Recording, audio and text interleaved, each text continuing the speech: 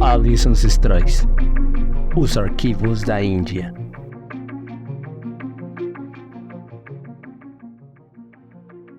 Sou Enrico Vaccarini e sou antropólogo cultural. E durante muitos anos, mais de 20 anos, desde a adolescência, estudei o Oriente, especialmente a Índia, que sempre despertou meu interesse, o encanto deste território e os mistérios históricos que dizem respeito a esses territórios. A Índia é sem dúvida o país por excelência. É a terra que desde as primeiras colonizações sempre atraiu curiosidade e interesse dos europeus, porque é um mundo totalmente diferente do tal como a conhecemos. Uma vida completamente diferente de como vivíamos, tanto ontem como hoje. É hoje mais do que nunca, com o avanço da tecnologia da sociedade em que vivemos, nós vendo essas diferenças e certamente existem muitos pontos de contato. Houve intercâmbios comerciais e culturais muito importantes e de profílico ao longo de séculos e milênios. Mas ainda temos muito para descobrir sobre a Índia e o Extremo Oriente em geral. Evidentemente, a Índia teve vários domínios, desde os muçulmanos aos portugueses e os ingleses, que infelizmente, em muitos casos, como o que aconteceu mais perto de nós, podem tendo destruído e apagado o que era patrimônio cultural e histórico que poderia ser de interesse nestes lugares. Mas parte deste patrimônio foi preservado por brahmanes, que formam a casta sacerdotal indiana. E até a data, em grande medida, também têm sido mantidas com zelo. Consideremos que as primeiras traduções dos textos sânscritos elas começaram entre o final do século XVIII e o início do século XIX. Foram basicamente os ingleses e mais tarde os alemães que ainda realizam campanhas de exploração nestes territórios atualmente, como no Paquistão. Existem também outros territórios como o Afeganistão, onde é praticamente possível fazê-lo, mas também aí, claro, quando possível, podemos voltar e escavar, a estudar, e descobrimos heranças que certamente podem remontar às origens da humanidade. Deste enorme patrimônio cultural, e por cultural quero dizer tradições, religião, espiritualidade, ciência, porque mesmo no passado também havia ciência. Nós, ocidentais, traduzimos como se estima, não mais do que 10 a 12% deste. Portanto, uma parte infinitesimal. É como se do Império Romano, de todos os textos da Roma Antiga ou da Grécia, tínhamos apenas fragmentos de textos que traduzimos e organizamos lentamente. E outro erro muito comum em relação à Índia é quando nós, ocidentais, falamos sobre a Índia, é que temos toda uma série de conceitos que estão fundamentalmente errados, porque, por exemplo, consideramos a sua religião, hinduísmo, como uma religião politeísta, na qual muitas divindades são elogiadas. Na verdade, a forma de sua religião, o hinduísmo, que é muito recente e chamada de enoteísmo, essencialmente, os habitantes da Índia têm 33 milhões de divindades que foram contabilizados pelos dois mais conhecidos como Shiva, Vishnu e Brahma, que compõem Trimurti. E há também Kali, como muitos outros. Também tem toda a série de divindades menores, mas estas 33 milhões de divindades nada mais são do que manifestações infinitas de uma única entidade, de ser um superior, intangível e incognoscível. Como nos contam os índios, esse é o princípio que deu origem a tudo. É o princípio que deu origem ao universo e aos universos, porque mais absurdo que pareça, um conceito fundamental do hinduísmo moderno é também o mais antigo. É o fato de existirem universos infinitos. Diz-se que quando, numa das muitas tradições, Vishnu criou um mundo, o universo em que vivemos, criou infinitos outros e entrou em cada um deles, para dar vida, para dar origem àquela centelha que mais tarde daria origem à vida. Podemos encontrar isso em textos como Bhagavata Purana e também em muitos outros. Evidentemente de forma mais religiosa do que científica, mas os estudiosos modernos do século passado, século e meio, eles foram os primeiros a perceber que tinha informações científicas em alguns textos sagrados da Índia. Quer dizer, pessoas gostam de Schrödinger, famoso pela física quântica e pelo famoso experimento mental com ratos de Schrödinger, que foi um grande estudante de filosofia indiana. Em sua biografia, ele ainda conta como a filosofia e a religião indianas inspiraram ele certas teorias sobre os primórdios da física quântica. Max Born foi outro acadêmico e físico muito importante e um dos pais da física quântica. E Wolfgang Pauli, que, por exemplo, escreveu o livro sobre sincronicidades como Jung, também Oppenheimer, que voltou a ser protagonista nos últimos anos graças a documentos e filmes sobre ele. Foi um momento histórico quando entrevistaram sobre as duas bombas atômicas no Japão, em Hiroshima e Nagasaki. Quando entrevistado pela televisão estatal americana, ele citou a passagem de Bhagavad Gita. Ele disse: "Agora eu me tornei a morte, destruidor de mundo." Essa foi uma frase tirada de um texto indiano porque ele tinha estudado e ficou profundamente fascinado por este mundo tão distante. Por esta filosofia, essas religiões, e uso plural voluntariamente porque elas têm sido uma fonte de inspiração para muitos cientistas além do ser fascínio pessoal. Esse conhecimento foi estratificado ao longo do tempo, no sentido em que falei antes, que o hinduísmo é algo moderno.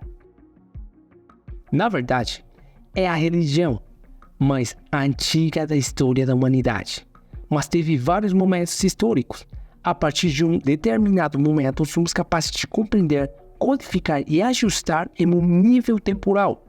Nos tempos antigos, falava-se de Vedismo, por exemplo, entre o ano 1600 e 1500 antes de nossa era, que foi seguido pelo Brahmanismo, que é um período em que os Brahmanes, a casta sacerdotal indiana, assumiu total poder em sua figura. E então, muito mais tarde, por volta de 700 a 600 antes de nossa era, mais ou menos na mesma época do nascimento do budismo, começou o hinduísmo como o conhecemos hoje. Portanto, antes do Vedismo, antes de 1500 antes de nossa era, tudo era mais nebuloso. Porque nesses territórios, por mais desconhecidos que sejam e onde está uma civilização imensa e existiu, eu diria a de uma civilização que está prestes a ser descoberta. É a civilização Valinda, a civilização Harappa, que tinha uma enorme extensão territorial. Cobriu todo o Paquistão, norte da Índia e também uma parte do que o Afeganistão é hoje. É também neste caso tem muitas misturas com o que mais tarde se tornaria o Zoroastrismo, que é outro assunto de outra religião, mas tem pontos em comum. Não sabemos quase nada sobre a civilização Harappa. Na verdade, sabemos muito pouco. Não conseguimos sequer decifrar as suas próprias tábuas de argila de pedra-sabão, mas sabemos que muito do seu conhecimento fluiu para que o mais tarde se tornaria o hinduísmo. Conhecimento prático, conhecimento de agricultura, irrigação e mais provavelmente também conhecimento científico, religioso e técnico. Quanto à religião, em Mohenjo-Daro, que tinha sido uma das cidades, se não a maior deste império, embora não podemos falar de um império, porque tinha muitas cidades-estados unidas por cultura e provavelmente pela linguagem e conceitos, mas cada cidade era autônoma e viviam como independência, exceto em momentos específicos em que se reuniam. Foi uma civilização comercial, mas em Mohenjo-Daro eles navegaram pelo rio Índico, chegando ao Oceano Índico e negociando, por exemplo, com todo o mundo mesopotâmico, como os sumérios e como outros menores. Foram encontradas pequenas estatuetas em que os arqueólogos identificaram figuras como a de Rudra, que é um antigo nome de Shiva. Eles também identificaram o que são os asanas de yoga. Assim, o alto nível de certeza fica estabelecido que o yoga nasceu nesses territórios. Pelo menos 5.000, se não 6.000 anos atrás, mas poderia ter sido antes. E isso coincide com uma tradição original de yoga. O yoga que temos no Ocidente é algo completamente diferente, digamos, moldado para uso e consumo de nós, ocidentais. Estes são pequenos detalhes junto com muitos outros. Por exemplo, ligames foram encontrados em locais da civilização Harappa, linguagens daquela civilização, que mais tarde se tornou o hinduísmo, e são um dos muitos símbolos atribuídos a Shiva. Portanto, há uma continuidade histórica que se perdeu ao longo do tempo. Perdeu-se em um passado distante e no que diz respeito aos da Índia. Isto não é estranho em particular, porque eles mesmos, nos seus textos, como pode ser consultado e verificado, eles nos contam, por exemplo, como depois de uma grande enchente, que eles chamam de Pralaya, que é um mito comum a muitas civilizações. Um pequeno grupo de homens e mulheres foram salvos, que então reiniciou o que a civilização tal como a conhecemos hoje. Entre essas figuras estão, por exemplo, os 7 reis magos, que são 7 muito importantes, aos quais também voltaremos mais tarde, que visavam preservar o Veda, que não é apenas texto sagrado para os indianos, mas também significa literalmente conhecimento. Essas figuras são tradicionalmente consideradas seres humanos terrenos, não divinos, mas é claro que, com o tempo, eles foram deificados porque seu papel e sua importância foram enormes para esta cidade. Outra coisa a dizer sobre a Índia e o hinduísmo é o fato de que termos dito anteriormente se trata de uma religião enoteísta. No hinduísmo, como em outras religiões, mas particularmente nesta, existem várias visões diversas escolas de pensamento. Depois, tem as escolas teológicas filosóficas, que diferenciam esta religião de muitas outras. Eles são chamados de darshanas, e existem 6 darshanas principais, e depois existem os darshanas menores. Dentro desses, por exemplo, existe o darshana do yoga, onde o yoga de uma disciplina básica ou simples só era usado para meditar ou atingir um estado de iluminação, ou a concentração torna-se um autêntico aparato religioso. E isso, por exemplo, acontece com Patanjali, mas foi mais ou menos no século III antes de nossa era. Mas o importante é que, por exemplo, encontremos outro darshana, que é outro darshana do Vaisheshika, que é um darshana, poderíamos dizer, puramente científico, no sentido de que essas figuras estudavam, oravam, eram brahmanes para todos os efeitos e propósitos, mas sua principal tarefa era compreender a criação, compreender o mundo em que vivemos e o universo em que estamos imersos.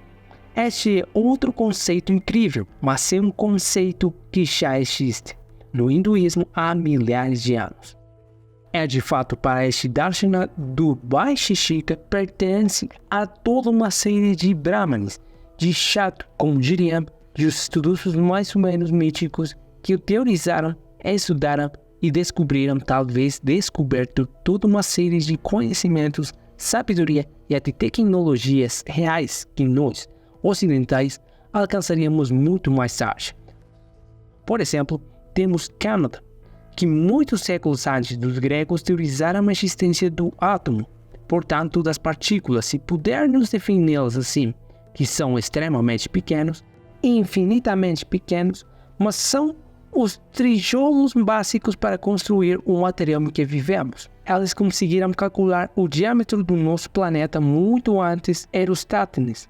Então, já pressupunha o conceito de uma Terra esférica e não plana, como foi teorizado séculos mais tarde no Ocidente. O erro no cálculo do diâmetro da Terra foi ainda menor do que o Eratosthenes, e só atingimos esse nível de precisão no século XIX. Eles calcularam, compreenderam que a luz tinha um limite e calcularam sua velocidade.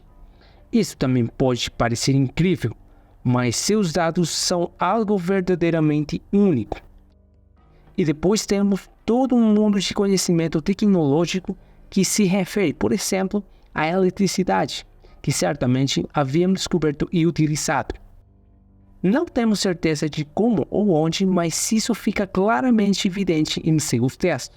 As baterias do Bagdá são famosos e datam do século III ou IV antes de nossa era. E eram pequenos potes de terracota onde se criavam pequenas correntes elétricas através de substâncias ácidas, como suco de limão ou substâncias semelhantes. Depois, temos textos indianos, onde claramente é descrito como construir baterias ou células elétricas, mas com tensões muito mais altas. Existem até textos indianos em que contam um pouco do que aconteceu no século XVIII, e pouco antes também na Europa, ou como os árabes tinham feito séculos antes, como construir autômatos que trabalham com esse tipo de tecnologia. Tudo isso parece absurdo, parece improvável. Mas existem os textos que nos comprovam isso. Alguns textos estão mais próximos de que nós, outros são mais antigos, mas nos dizem que tinha um conhecimento, uma formação cultural e científica muito mais avançada e vanguardista do que poderíamos imaginar. Conhecimento que foi parcialmente destruído com a chegada de inúmeras colonizações, e em vez disso, parte dela tornou-se doutrina corrente, secreta, transmitida apenas em certas escolas e apenas no nível verbal, que é a pedra angular de toda a tradição indiana. A transmissão do conhecimento oral é que é uma herança que em grande parte, ainda não surgiu. A questão fundamental é quem forneceu esse conhecimento a estas pessoas ou como elas poderiam ter descoberto ou encontrado isso. Bem, existem duas explicações que não são necessariamente mutuamente exclusivas. Por um lado, temos a tradição que na Índia nos fala do dilúvio, conta-nos como antes da civilização na qual hoje todos vivemos, tinha outra. E isso também é um mito ou pelo menos uma afirmação que encontramos em muitas realidades, não apenas no mundo indiano. Portanto, antes de nós, existiu outra civilização que atingiu níveis elevados, níveis tecnológicos, mas não semelhantes aos outros. Eles não tinham smartphones, tablets ou carros movidos por combustíveis fósseis. Mas certamente, com base em suas tradições, eles alcançaram níveis muito elevados daquilo que hoje chamamos de tecnologia. Por outro lado, isto não exclui a explicação anterior. Tem toda uma série de reportagens que também parecem falar de ficção científica aqui, mas estão entre os relatos mais antigos do mundo indiano, contando-nos como esse povo, bem como outros, mas aquela cidade em particular recebeu ao longo do tempo, ao longo dos milênios, as visitas de seres que eles definem como divinos, seres que desceram do céu a bordo de carruagens voadoras, diríamos os antigos gregos. Os índios os chamam de Vimana. Portanto, as máquinas que precisavam de combustível necessitavam de toda uma série de elementos que pudessem ser comparáveis a aviões ou aeronaves modernas. E desses Vimanas descenderam esses seres que mais tarde se tornaram deificados, seres como Shiva, como os quatro Kumaras, como Narada Muni. Existem muitas divindades que estão contextualizadas no mundo indiano, em que se afirma claramente que não vêm deste planeta. E eles dizem isso muito claramente. Por exemplo, Narada Muni, que é uma dessas divindades, é narrado em seu Vimana e com a sua harpa na mão, segurando seu instrumento na mão, viajou de planeta em planeta para trazer os rudimentos da civilização. Hoje, isto pode parecer banal, simples ou fácil de dizer, mas devemos colocar-nos na perspectiva de pelo menos 2.000, se não 3 ou 4.000 anos atrás. São conceitos que não existiam naquela época e não poderiam existir porque, exceto no mundo indiano, que parece uma pérola no mar de diversidade. Esses conceitos eram normalidade. Estamos falando de seres antropomórficos, seres sencientes semelhantes a nós, mas não necessariamente iguais, que vieram aqui para o nosso planeta e ajudaram estes indivíduos, essa cidade, para crescer, para melhorar. Não se tratava apenas de conhecimentos científicos, tecnológicos ou mais materiais, como a criação de animais ou como irrigar os campos e como fazer uma rotação agrícola, mas foi também conhecimento espiritual, e todo o mundo indiano nos ensina isso enormemente. Existem textos que nos falam e nos descrevem isso. Por exemplo, existe o Padma Purana, e os Puranas vêm depois do Veda e dos Upanishads. Entre os textos mais importantes do hinduísmo, e o Padma Purana, que significa o Purana de Lotus. Ele simplesmente conta um dos seus versos como no cosmos existem milhares de milhões de planetas habitados, todos semelhantes à Terra. Existem infinitos tipos e tipos de formas de animais ou plantas, ou até insectos, mas ao mesmo tempo existem pelo menos 400 mil espécies semelhantes aos humanos, semelhante à raça humana, extingida como a raça do nosso planeta. E esse texto aparece e é transcrito oralmente em texto escrito entre os séculos 8 e 6 antes de nossa era. Então, era uma tradição muito mais antiga. Era uma tradição transmitida oralmente durante séculos, talvez até milênios antes. Mas já o conceito de numeração naquele momento, não sabemos se esse número era maior ou menor. Mas a ideia de dar um número tão elevado de seres, semelhantes, como se diz no texto, semelhantes a humano, nos faz entender o quão avançada era esta cidade, esta civilização, esta cultura e, na verdade, o conceito de outros mundos habitados no mundo indiano sempre existiu. Se você for à Índia hoje, talvez as grandes cidades comerciais que eles tentam imitar, copiar o Ocidente, onde a sua tradição e cultura se perdem facilmente. Você pode ter dificuldade em encontrar pessoas que falem com você sobre essas coisas. Mas se nos mudarmos para ideias mais rurais ou áreas onde as pessoas ainda vivem de acordo com tradições antigas, ou mesmo para o sul da Índia, falando com um dos brahmanes, certamente lhe dirão que para eles a vida no cosmos é um fato que ao longo de séculos ou milênios chegaram ao nosso planeta, seres que ajudaram, que os fizeram avançar na escala evolutiva. Dentro de todo esse contexto, há algo que é verdadeiramente fascinante e que até hoje não tem explicação. Muitas vezes, quando falamos sobre a Índia, é tudo o que tem a ver com a Índia. Você tem que vivê-la. Experimente e veja antes de julgar. Um problema com os ocidentais é que julgamos qualquer coisa com muita facilidade, desde os mais simples até os mais complexos, mas quase nunca nos aprofundamos nisso. Quase nunca vamos ver os detalhes e nos informar. E também não vamos lá quando é possível para saber mais. Na Índia existe uma forma de adivinhação no norte, mas mais especialmente no sul. Para nós, a adivinhação são as cartas do tarot ou aruspício, os horóscopos aos quais é dado um valor baseado da pessoa, mas em níveis diferentes que são mais ou menos importantes. No mundo indiano, porém, existe uma adivinhação totalmente diferente da nossa. Tem também a astrologia, chamada de Jyotish, mas também é muito diferente da astrologia ocidental.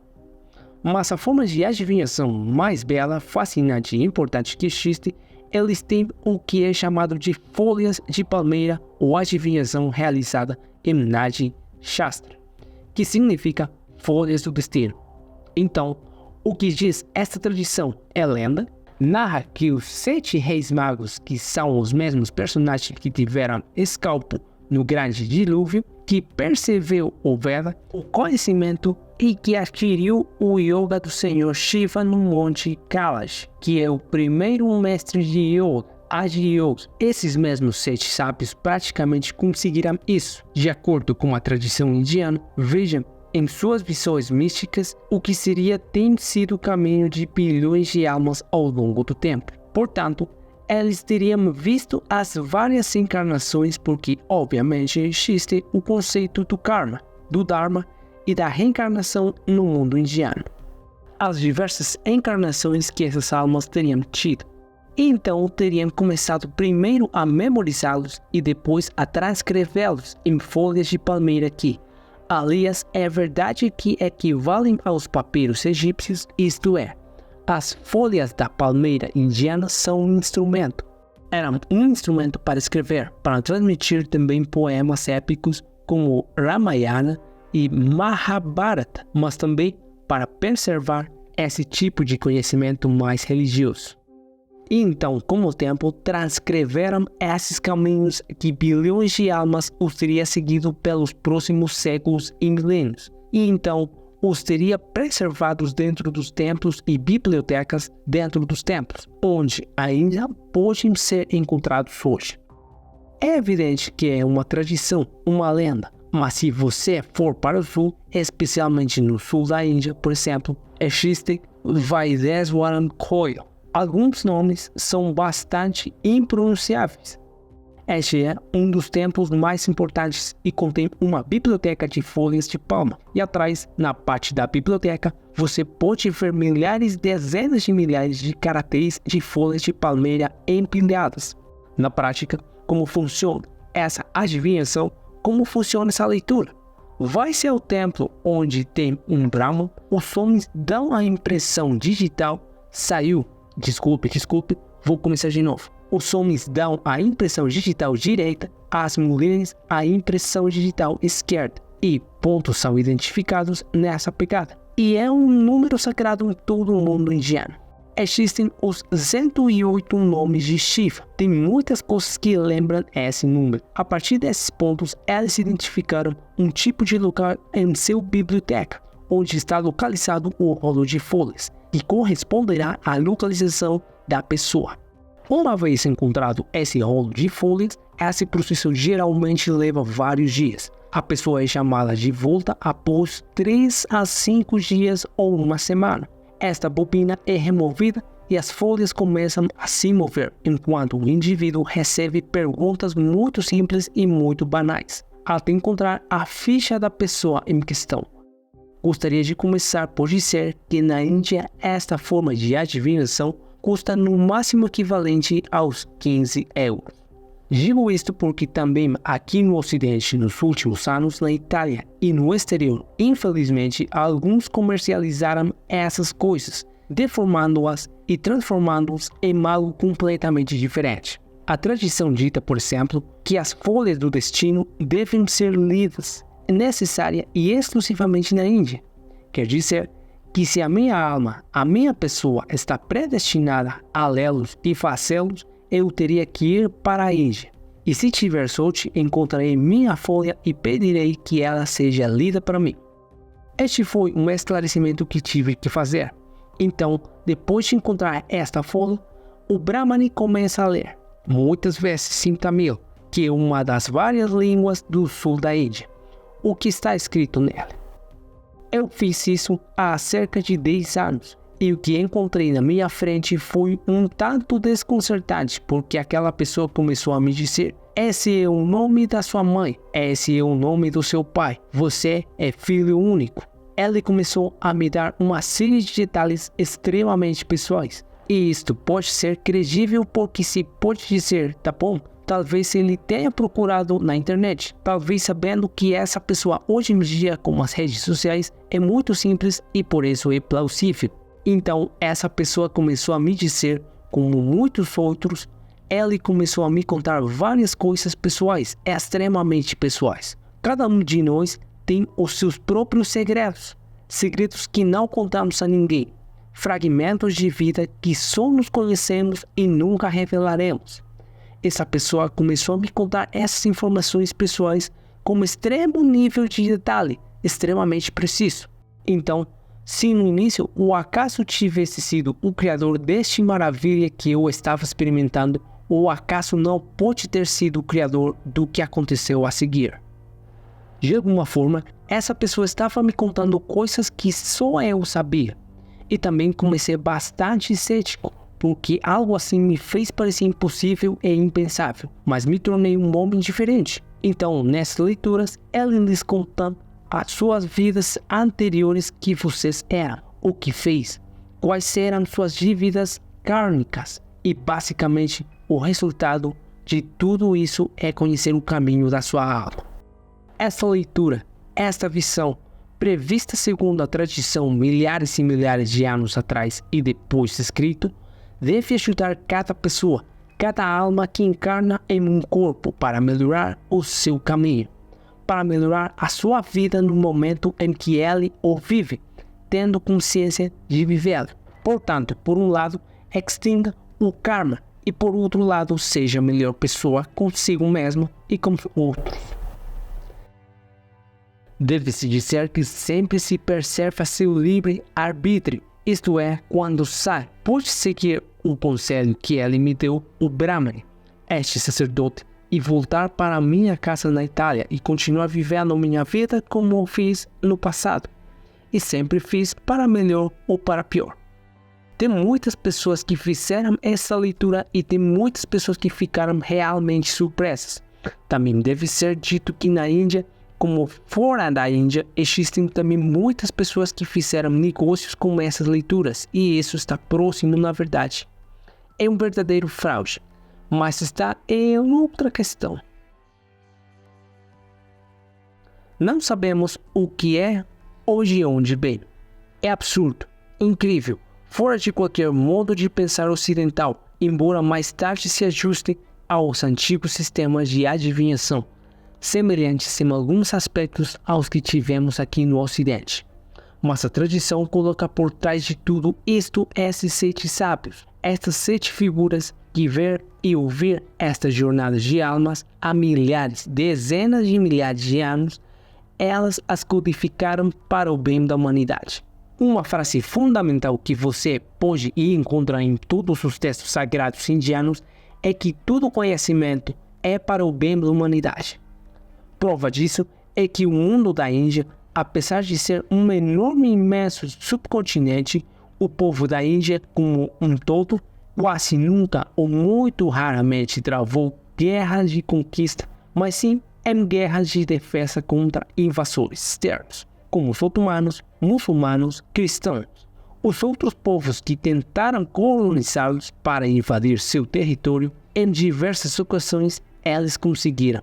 Então, é algo que se deve a essas figuras, a esses 7 sábios, cuja sabedoria, cuja natureza, ainda deixa uma questão em aberto. Certamente, estes 7 anos, talvez porque foram sobreviventes de uma civilização anterior, ou talvez porque tiveram acesso e, sobretudo, contato com seres que não vieram deste planeta, foram os que receberam ciência e conhecimento, que foram transmitidos através de milênios na Índia e que, obviamente, também se tornaram a ciência e religião.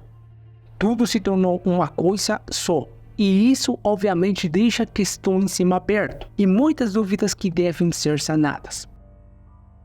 Outra curiosidade do mundo indiano, entre tantas que podemos encontrar, é o fato de que sabemos com certeza a partir pelos Vajins, então estamos falando pelo menos do ano 3000 antes de nossa era. Houve trocas comerciais com todo o mundo mesopotâmico.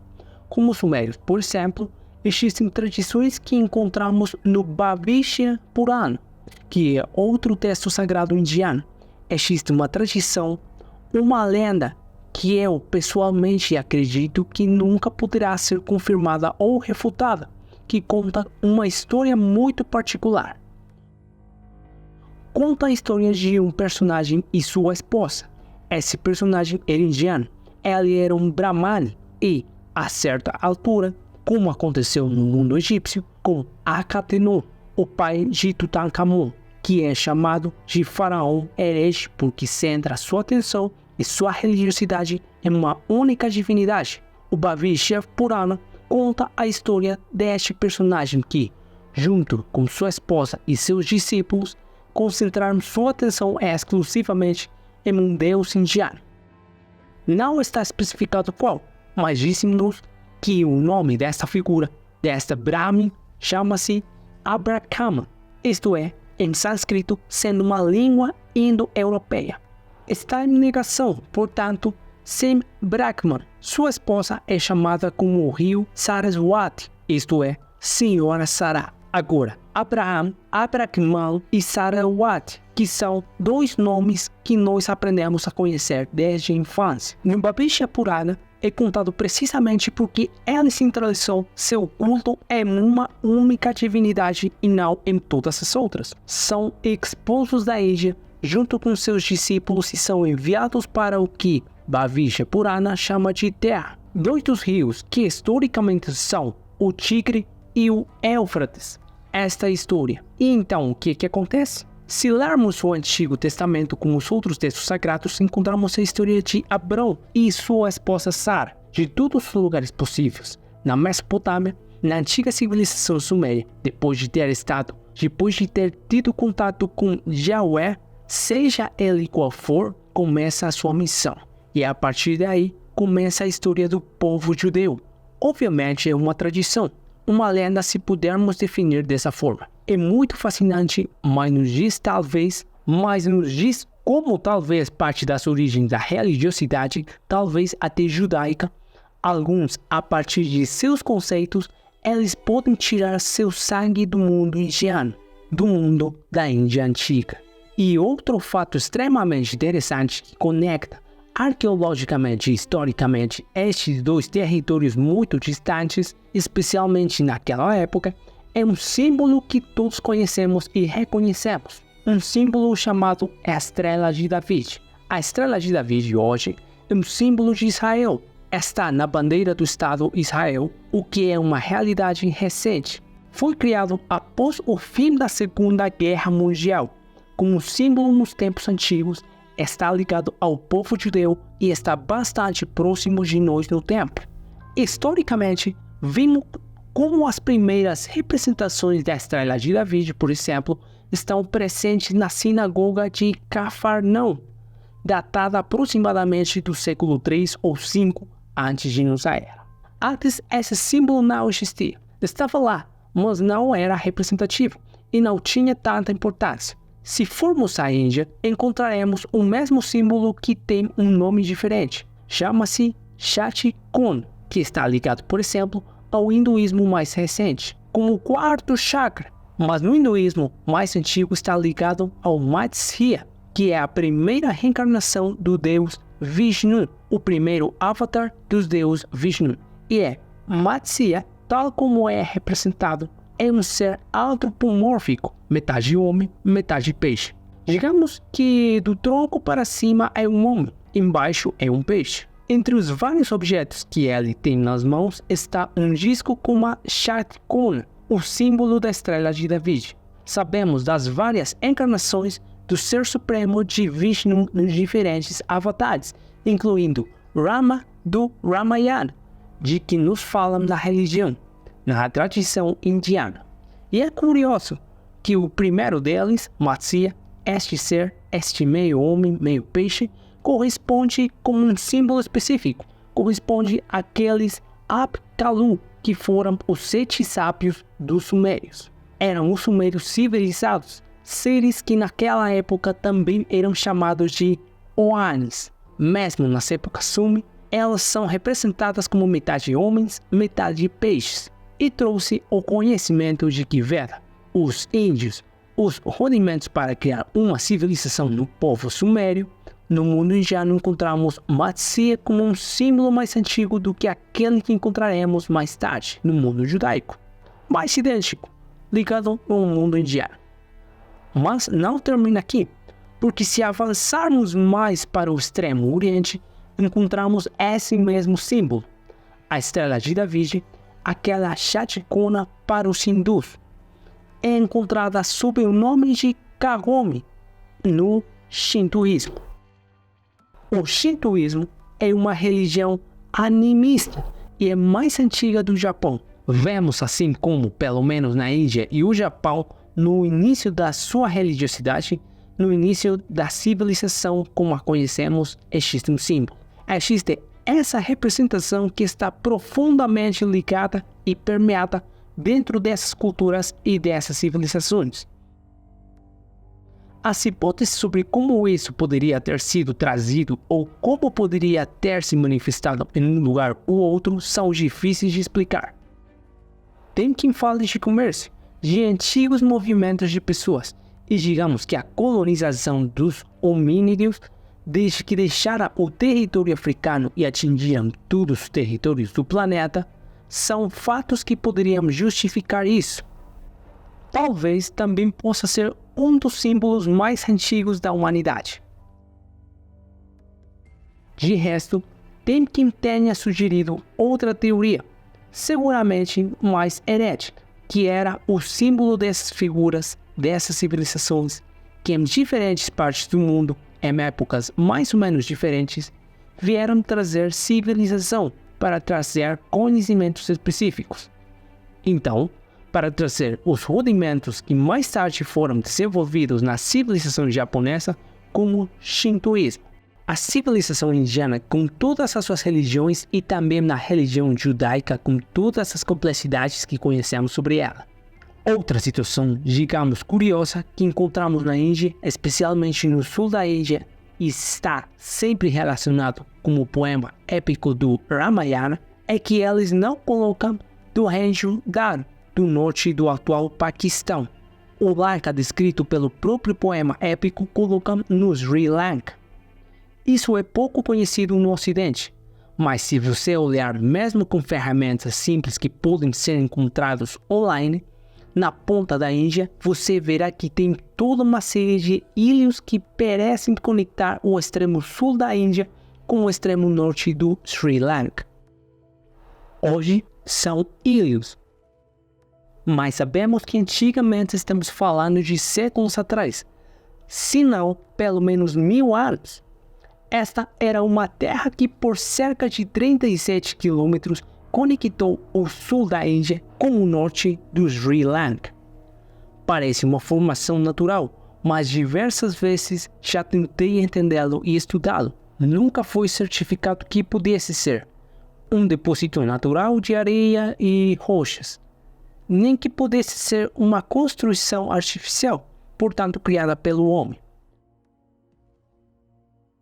Mas há uma tradição, uma lenda, precisamente no Ramayana, que vê isso, istmo de terra chamado Ponte de Adão, construído pelos Vanara, que foi o exército de homens macacos comandados pelo deus Hanuman, com feições simiescas, que ajudou o deus Rama a se libertar para salvar sua esposa Sita, que havia sido sequestrada e subjugada pelo demônio Ravana. A tradição Ramayana conta precisamente como surgiu este exército de Vanara, que significa literalmente homens das florestas, para os quais a transliteração para homens macacos é talvez a adaptação iconográfica mais recente. Digamos porque na realidade o texto nos diz como esses homens sim eram cobertos de cabelo e viviam nas florestas, mas na verdade eles não os descrevem como macacos. Mas este grande grupo, composto por alguns milhares de indivíduos, teriam começado a pegar pedras.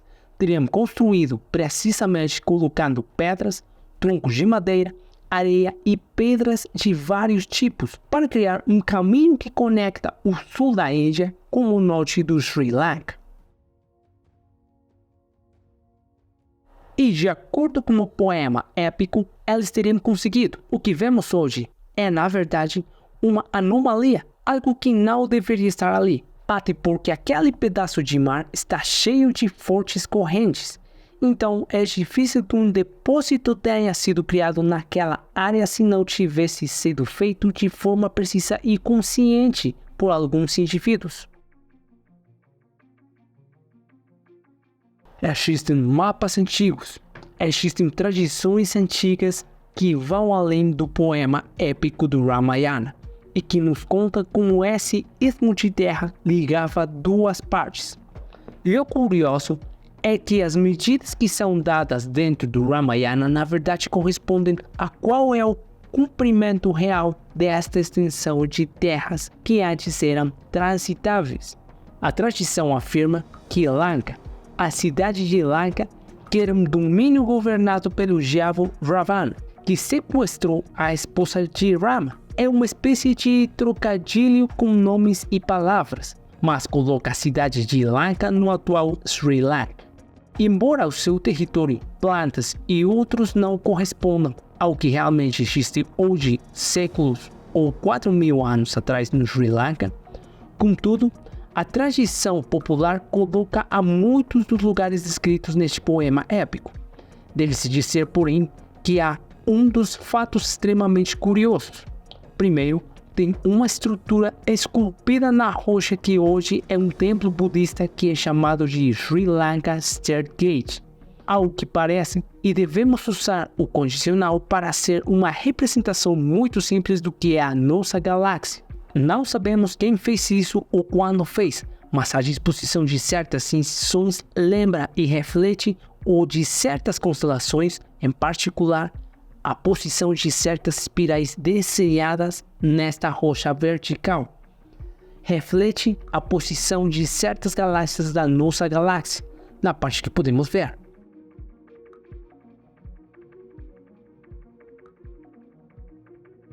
Obviamente, este pode ser um evento aleatório ou pode ter sido deliberado. No entanto, a questão é quem tinha as ferramentas e o conhecimento para desenhar esse tipo de mapas em tempos muito antigos, mais precisamente no Sri Lanka. Outra coisa muito curiosa é uma caverna. Uma caverna muito antiga descoberta em tempos muito antigos recentes. Estamos falando do final dos anos 90. E junto à entrada desta gruta, na parte mais alta existe uma inscrição emblemática que conta como aquela caverna foi o último cemitério de um piloto Vimana que tinha voado pelos céus algum tempo antes. Isso nos leva novamente a lembrar daqueles aviões, daquelas máquinas voadoras, para que todos os efeitos voaram naqueles céus pelo menos entre 4 e 5 mil anos, se não antes, como diz a sua tradição e talvez a história da Índia e também do Sri Lanka. Estes são elementos obviamente dispersos, mas nos dizem uma coisa muito diferente do que vivemos e conhecemos no Ocidente. Outro elemento interessante que nos faz compreender melhor até que ponto o povo indiano estava ciente de coisas que não deveria saber sobre o rio Saraswati. O rio Saraswati é, na tradição indiana, um rio lendário que até recentemente, durante algumas épocas, não sabemos absolutamente nada. Isso é mencionado muitas vezes, pelo menos 100 vezes, no texto mais sagrado do hinduísmo, que é o Rig Veda. Ele também é uma divindade, porque obviamente um rio, como outros fenômenos naturais, também são deificados na cultura indiana. Mas este mesmo rio, como um leito que parecia ter alguns quilômetros de extensão, largura como um fluxo de água inimaginável e descrito repetidamente no Rig Veda, primeiro no texto mais sagrado do hinduísmo e depois em outros textos. E depois, o que aconteceu? Até por volta de 1998-1999, tudo isso era uma bela lenda que principalmente na Índia as crianças foram contadas. Então, o que acontece? É que são usados satélites, os satélites Landsat, que foram os primeiros satélites usados para estudar e mapear o globo no final dos anos 90. Então percebemos que a área que foi dito anteriormente, este rio imenso, era justamente o rio Saraswati pelos satélites e depois pelas análises que foram feitas depois. Mesmo indo ao local, na verdade era um canal muito antigo de um rio realmente enorme que secou devido a uma série de movimentos tectônicos. Assim, a água, em vez de fluir pela superfície, em um determinado ponto foi canalizada para o subsolo. Este rio secou permanentemente por volta do ano 1900, 2000 antes de nossa era. Então, estamos falando de cerca de 4.000 anos atrás. Historicamente, esse é um período em que termina a civilização Valinda, mas é impossível que esse conhecimento tenha chegado ao ano 1500 ou 1300 antes de nossa era, quando a Rig Veda começa. Pelo que sabemos, e quando o Rig Veda começa a ser composto e estruturado pela primeira vez. A menos que houvesse uma ligação entre a civilização Valinda, o seu conhecimento, a sua cultura e tradição, e o que vários séculos mais tarde se tornaria a primeira forma de hinduísmo, e isso justifica a sua cultura, a sua tradição, que nos diz como o sagrado é transmitido de boca a ouvido, de professor a discípulo de forma inalterada, portanto, sem modificá-lo ao longo dos séculos. Isto poderia encontrar mais justificativa na redescoberta do rio Saraswati, que até 1998-1999 era uma lenda. Então, depois dessas descobertas feitas por esses satélites pelo grupo terrestre, isso voltou a ser realidade. Na minha opinião, isto faz-nos compreender o quão pouco sabemos sobre o Ocidente. Sabemos pouco sobre o nosso planeta, mas também sabemos menos ainda sobre tudo o que é a Índia ou o Extremo Oriente em geral. São heranças culturais que estão muito distantes de nós, mas não necessariamente diferentes, mas historicamente distantes temporalmente, e que nos fornecem uma história que às vezes para nós pode parecer absurda ou impossível. Mas penso que é muito genuíno, porque tem muito mais provas no Oriente, no Extremo Oriente, de civilizações interiores a nós, de construções impossíveis, explicar como o conhecimento daqueles tempos, mas eles estão presentes e devem ser investigados.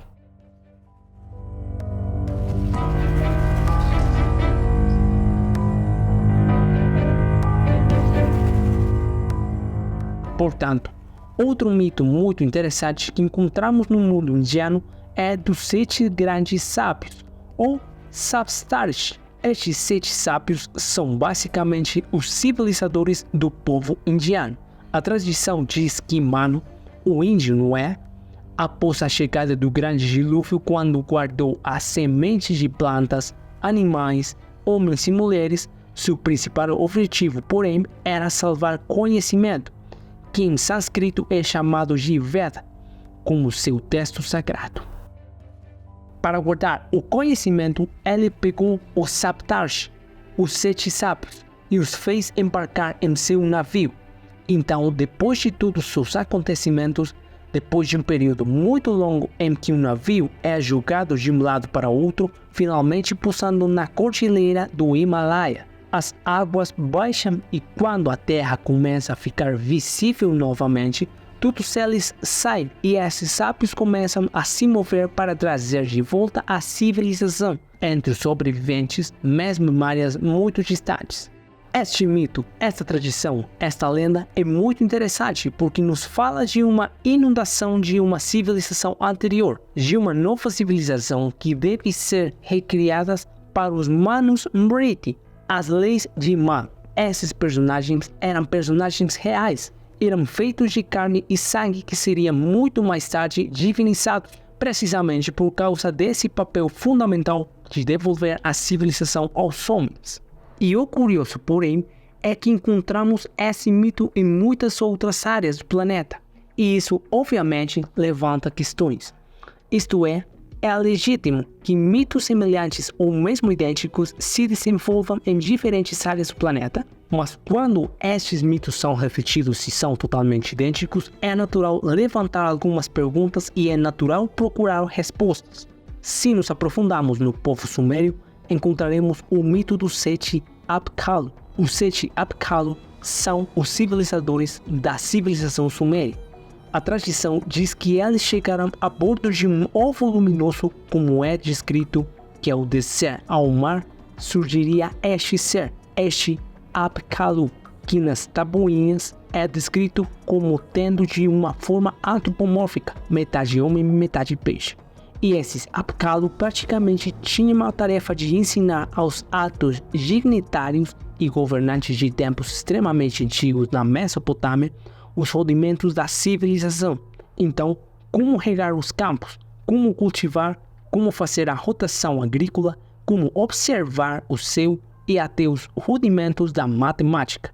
Na verdade, sabemos disso através de descobertas arqueológicas nos últimos 10 anos a partir de tapuinhas que se encontram onde estava o inscrito aquilo que é a base de toda a matemática que viria depois.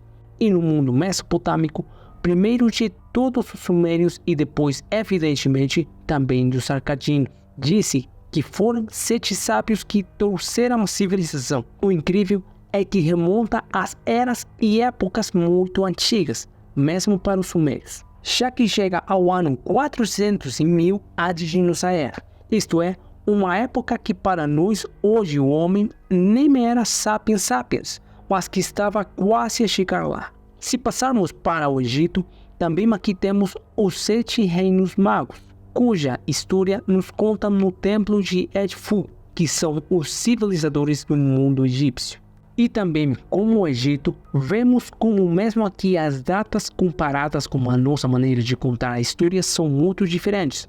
Sua dinastia Zero começa, não sabemos com precisão, mas entre 3000 e 3300 a.C., como o rei Escorpião. Mas primeiro falamos de outras dinastias divinas e depois semidivinas, para as quais elas eram chamados de Neteru e Shimshu. Então, os Neteru eram os deuses que governavam ao homem. E aqui também está o papiro de Palermo e a estrela de Jurim. Tem toda uma série de elementos arqueológicos que nos contam essas histórias. Estamos também falando de tempos muito mais antigos que, como dizem as divindades, os deuses andavam entre os homens. Então, tinha esses seres, essas figuras que geralmente eram 7 sábios que trouxeram a civilização. Na Índia, todas as suas tradições, pelo menos algumas histórias históricas, se datam pelo menos 20 ou 30 mil anos antes de nossa era. Então, obviamente, podemos dizer que estas são apenas datas em tempos prováveis, que são aqueles que atrasaram alguns de seus eventos históricos no tempo. Outros podem acreditar nisso. No entanto, se olharmos para o Göbekli Tepe em Turquia, que foi enterrado perto de 9600 antes de nossa era, em suma, podemos calcular que talvez realmente pudesse ter existido uma civilização avançada há 15 ou 20 mil anos. Encontramos também este mito dos 7 sábios no mundo chinês, no mundo japonês, ou encontramos na América do Sul. Então, ligando um pouco os pontos, parece que a história emerge e das 7 figuras que para muitos povos eram humanas, portanto feitas de carne e osso, mas que eles eram extremamente avançados e tinham protegido. E então foram divinizadas várias figuras que quase sempre chegam depois do fim da última era glacial, um evento chamado dilúvio, e ajudou a recriar a civilização. Eles restaram o conhecimento, os rudimentos de todos esses elementos, essas coisas necessárias para começar de novo do zero. E isto é curioso, interessante, fascinante, porque aqui também nos mostra como o próprio Schliemann muitas vezes partia de uma hipótese, que é a história da queda da Troia. Não apenas um mito, mas pode ter sido um fato histórico. Ele partiu desta hipótese de trabalho, que inicialmente faliu. Então, ele encontrou na colina Hisarlik a antiga cidade de Troia, conforme contada nos poemas homéricos. A mesma coisa está acontecendo no mundo indiano, tanto pelo seu conhecimento como pelas civilizações que precederam a nossa. Aqui também tem evidências arqueológicas, tanto de suas tradições, contendo conhecimento científico-tecnológico como dados e informações que teria sido impossível ter em tempos tão antigos, e que, pelo menos em minha opinião, pressupõe necessariamente que alguém mais avançado e desenvolvido, talvez não necessariamente este planeta, tenha fornecido alguns dos homens mais sábios e conhecedores. Penso que a lição mais importante, que também é muito simples e banal, é que se olharmos para a Índia e o hinduísmo é uma palavra abrangente, muitos significados e tem muitas facetas. O termo hinduísmo foi criado pelos britânicos. Os indianos não chamam a sua religião de hinduísmo, eles a chamam de Sanatana Dharma. Isso significa literalmente a religião eterna que nunca teve começo e não terá fim. Ao mesmo tempo, quase todas as religiões têm um fundador, Jesus, Buda, Maomé, mas no hinduísmo não existe uma figura terrestre ou mais ou menos mítica que o hinduísmo tenha criado. Dizem que sempre estiveram aqui, que tiveram diferentes tipos de contatos tanto neste plano como em outros planetas, mas eles sempre foram uma religião pacífica. Sempre foram um povo que, como 14 diz, obviamente não podemos sempre generalizar, mas na sua enorme diversidade, eles nunca travaram guerras de conquista, mas quase apenas guerras de defesa. A principal lição é aprender com os textos sagrados, neste caso, aprender lições de vida para melhorar a si mesmo. Aprenda a ser uma pessoa melhor dentro de você, portanto, consigo mesmo, e depois, obviamente, com os outros. Tentando fazer o bem para si mesmo e para os outros. Estes são os conceitos-chave, por exemplo, no karma, que é o conceito de reencarnação. Pode-se acreditar ou não. Se não acreditarmos, porém, de qualquer forma, isso me leva a ser uma pessoa melhor hoje, a não fazer mal, não mentir, machucar outra pessoa, ofendê-la verbal ou fisicamente, porque talvez um dia isso possa voltar para me assombrar. Hoje faço algo negativo, mas não nesta vida. Talvez nesta vida eu possa me sair bem, eu consigo o que quero. Ninguém descobre sobre mim ou alguma coisa acontece comigo, mas na próxima vida pagarei a dívida do mal que cometi hoje. Não importa quão grande ou pequeno seja, são conceitos que são. Obviamente, tem também uma estratificação que atinge uma enorme complexidade. Mas o hinduísmo em muitas coisas, conceitos muito básicos e muito simples de livre arbítrio, mas ao mesmo tempo de não fazer o que os outros fazem, que você não gostaria que fizessem com você, como você, Santo Agostinho. Também encontramos isso, por exemplo, no budismo, porque Buda Siddhartha Gautama, ele nasceu hindu em Lumbini, norte da Índia. Sua família era hindu, ele era hindu, então ele percebe que algo não lhe cabe e sigue um caminho pessoal. Mas muitos conceitos belos e fascinantes do budismo surgem precisamente do hinduísmo, assim como o cristianismo, se me permitem usar o termo. É uma heresia do judaísmo. O budismo é uma heresia do hinduísmo. E estas duas religiões orientais nos ensinam a ser boas pessoas e corajosos, fazer o bem, orar e meditar, porque isso nos melhora internamente, nos melhora espiritualmente se acreditamos nele. Mas também nos melhora em todos os sentidos, em todas as áreas das nossas vidas.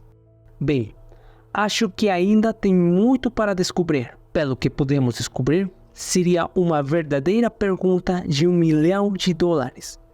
E acho que boa parte, repito, do que foi pelo menos o conteúdo escrito, muitos foram destruídos, mas alguns foram preservados pela tradição oral.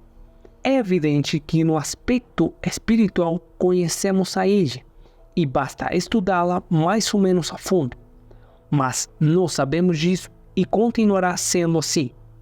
O que penso que poderíamos redescobrir, em vez de descobrir, são alguns detalhes.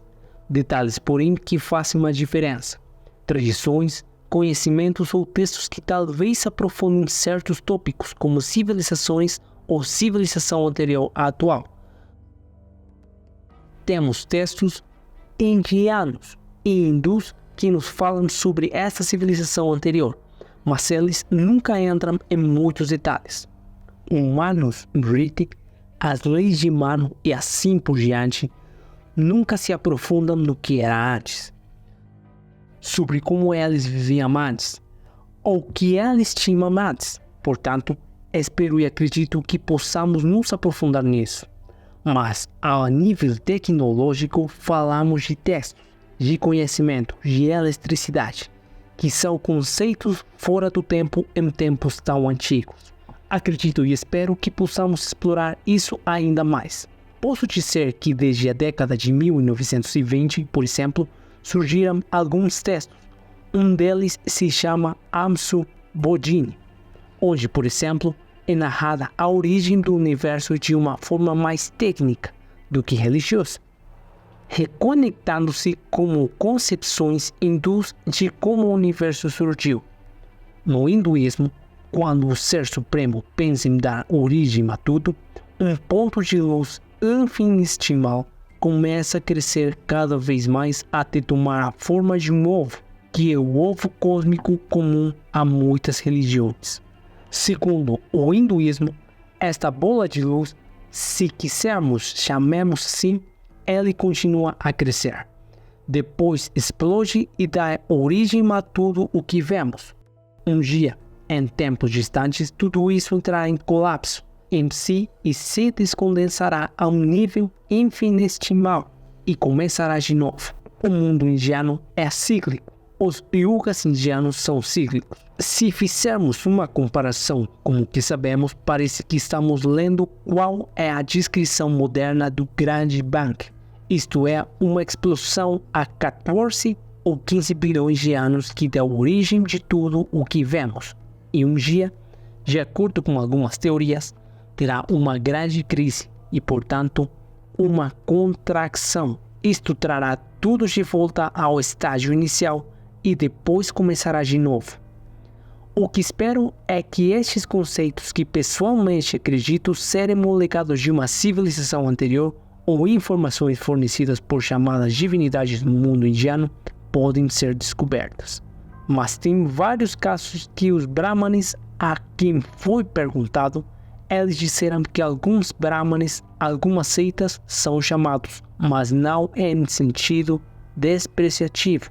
Disseram que existem alguns grupos, algumas escolas de brahmanes que possuem certo conhecimento, mas a humanidade em alguns casos não está preparada, ou como já dissemos outras vezes, nas mãos erradas. Algum conhecimento pode trazer mais danos do que benefícios. E como sempre dissemos, o mundo indiano, o mundo hindu, de ontem e de hoje, nos diz que todo conhecimento deve ser dado ao homem para os bons propósitos. Isto é, para o crescimento e progresso do homem.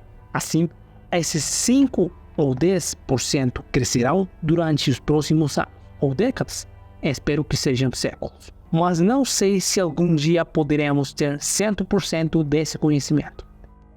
Bem, é um mundo que obviamente te fascina, te prende, te sequestra, um pouco como a saudade de África. Você é forçado, não pode abandoná-lo. Você é forçado a retornar a ele de vez em quando. Devo dizer que tudo começou porque senti esse chamado, esse fascínio. Tem que possa dizer que talvez numa vida anterior, séculos ou milênios atrás, eu morava lá, não sei, mas senti e sinto um apelo a estes lugares, a essas culturas, em direção a essas espiritualidades, e perguntar-me questões pelas quais não consegui encontrar respostas. Não estou dizendo que já encontrei as respostas, mas estou dizendo que talvez eu tenha enfrentado certos assuntos e comecei a falar sobre eles e divulgá-los. Temas orientais que nós, ocidentais, não podemos ver. Temas de grupos espirituais, práticas e qualquer outro tema que possa me interessar, me fascinar. Mas esse não era meu objetivo. Interessava-me compreender desde um ponto histórico, ao nível dos acontecimentos, ao nível do conhecimento, o que existia ou o que acontecia nesses lugares. E eu sempre acreditei, sempre considerei oportuno compartilhar tudo isso porque sempre disse a mim mesmo que por ter curiosidade por esses lugares, temas que talvez eles difiram um pouco do yoga ou de várias práticas do Kundalini e assim por diante, deve ter havido outras pessoas fascinadas que se fizeram as mesmas perguntas. Então me pareceu necessário ao longo dos anos e algumas décadas, cerca de 20 anos de estudos, livros, divulgação e documentários não compartilhando conhecimento, mas o que eu tinha encontrado.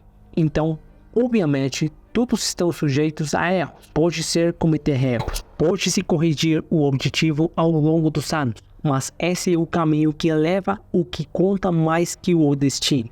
E a nível pessoal, certamente pesquisando com uma mente aberta, mas também com um olhar crítico, falando de civilizações anteriores e contatos com outros planetas, mas sempre tentando relacionar tudo e trazer para uma área que seja compreensível para nós. Peço e espero, acima de tudo, que me tenha feito crescer, melhorar como pessoa e certamente me enriqueceu a nível humano. Isto é, sem dúvida, para o bem da humanidade.